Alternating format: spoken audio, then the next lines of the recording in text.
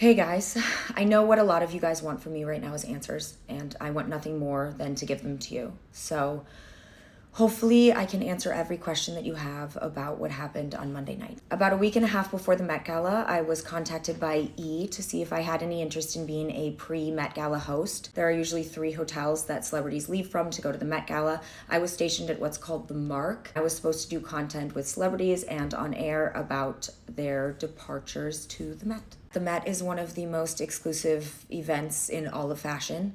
You have to be handpicked by Anna Wintour herself to go. That's the only way that you get there. I was not invited by Anna Wintour. I did not hold an actual invitation to the Met Gala. I was involved only as a host, meaning that the moment that the last attendee left the hotel, I went home and I watched the Met Gala coverage from my couch with my friends. That is also why you haven't seen any photos of me on the white and green carpet for the Met Gala, because I was working at the Mark. And I literally wasn't even invited to the Met Gala, so security would have definitely dragged me out. I paid no amount of money to go to the gala because I wasn't invited. Since I was little, I have idolized the Met. I love the costumes and the design, and it has always been one of my biggest dreams to be invited to attend. After entering content creation, I was told that those dreams are nearly impossible if you are not in one of the inner circles of fashion. So when E! reached out to me with interest in being a pre-Met Gala host, I immediately said yes, because I just wanted to get even remotely close to it, just to see the thing I had idolized for so long. I was at the Mark, which is on 77th Street, and the Metropolitan Museum is on 82nd Street. So that's about as close as I was allowed to get to the Met Gala. People that you saw behind me in my videos were people that were lined up outside the Mark to do the exact same thing as me, which was get content with celebrities as they departed for the Met. The dress that I wore was made by hand by a friend. Mark is one of my nearest and dearest friends. I met him back when I was modeling and we just stayed friends.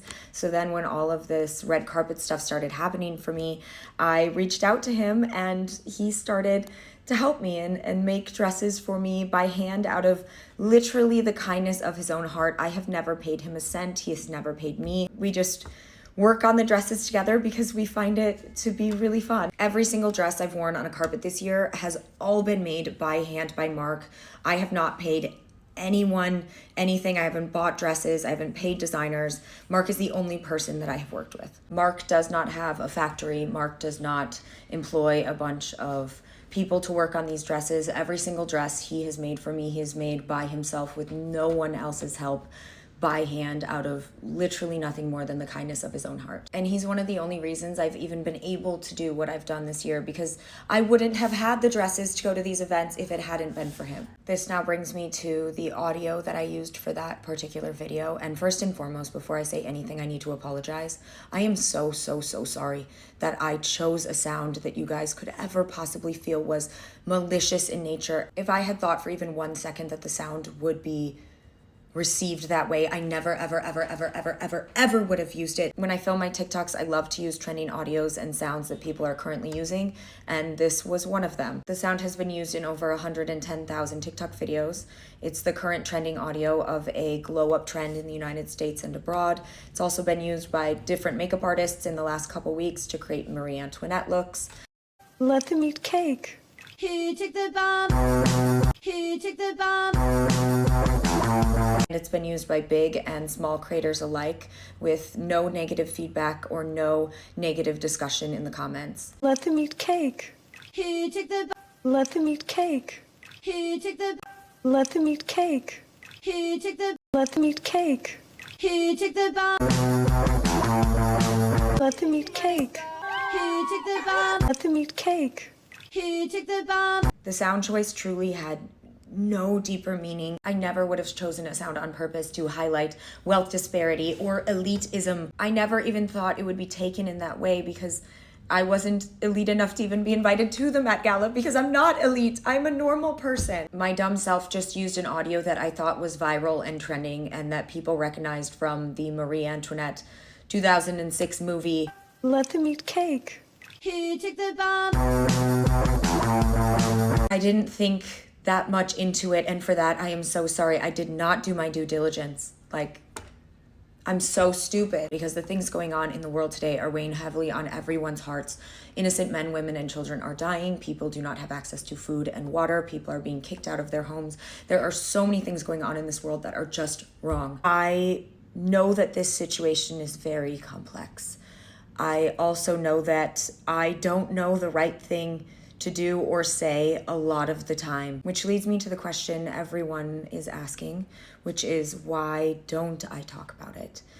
And it's simply because I am not informed enough to talk about it in a meaningful and educational way. I do not have the background knowledge to educate or discuss in a meaningful way. I grew on social media as a comedy creator, and I love comedy. I love making videos, and that's how I gained my platform. But that doesn't mean that the second I started gaining followers on the platform that I automatically knew the right thing to say when it came to world affairs or wars or disputes or death or destruction or crisis. I still am just that same girl who wanted to post her first comedy video a year and a half ago on TikTok. But I do know that as somebody with a big platform, it is my responsibility to always try to be a positive voice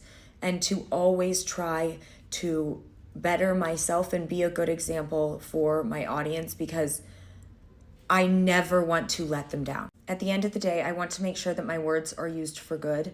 And when I don't think that I'm informed enough on a situation, I try not to comment until I am confident that I am actually informed and the things that I'm saying are true. If the pandemic taught me one thing, it was that sometimes celebrities and creators need to sit down and be quiet so that other people's voices can be magnified.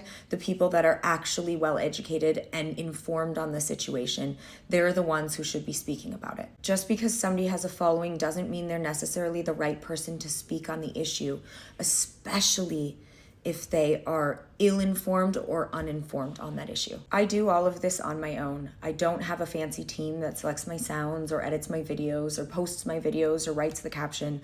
I don't have an editor. I post everything myself. Everything that you see was probably filmed by either me or my boyfriend, edited by me, and then posted by me. And sometimes I am dumb and sometimes I mess up. Sometimes I don't correctly anticipate how people will react or feel to something, and for that I am truly so sorry. It breaks my heart that a video that I posted has added to any of this. It breaks my heart that a video that I posted has made anyone feel less seen or less heard. So again, from the bottom of my heart, I am so sorry.